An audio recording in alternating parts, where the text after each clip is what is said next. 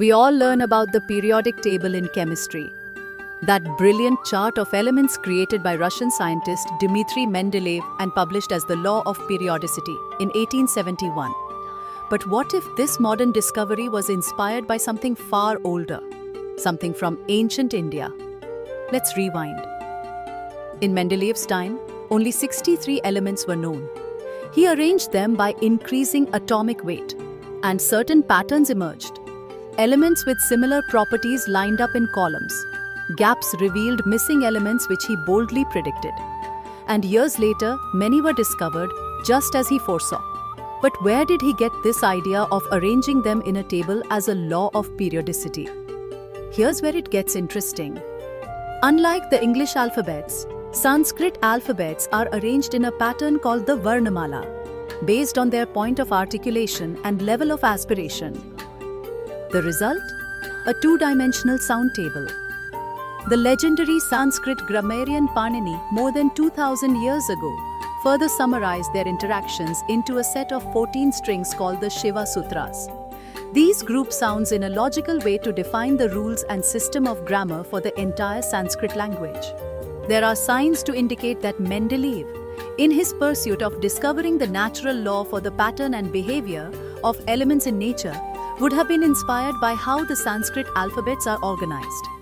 One of the clues, Mendeleev predicted elements to be discovered using Sanskrit words, eka, dvi, and tri as prefixes.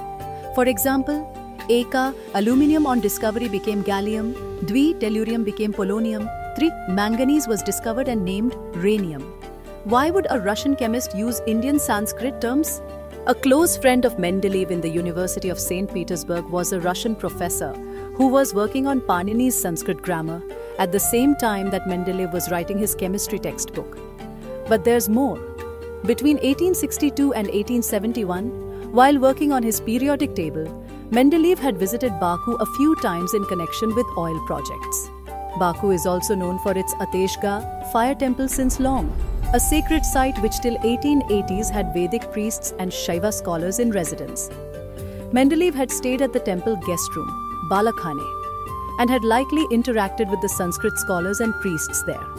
Dr. D.K. Hari and Dr. Hema Hari have personally visited this very site, where records show Mendeleev to have stayed and worked in 1862, 1870 and 1886. He could not have but interacted with the Sanskrit priest living there and heard their chants of Shiva Sutras, the basic chant of structure and rhythm or pattern in nature. For they were all living within one small compound. This suggests he was likely familiar with the knowledge of Sanskrit, its arrangement of alphabets as a two-dimensional matrix, and its grammar based on Shiva Sutras. It is interesting that it is after his visit to Baku in 1870 that Mendeleev got conviction to boldly publish his earlier patterns of the periodic table as a natural law of periodicity that forms the entire system in chemistry. It is worth noting that the knowledge of Rasayana, chemistry in India, is revealed as a dialogue between Shiva and his consort, Parvati. It is to be noted that the Baku Ateshgah, a confluence of Mendeleev's law of patterns in elements and Sanskrit's law of patterns in speech, lies on the shores of the Caspian Sea, the Kashyap Sagar.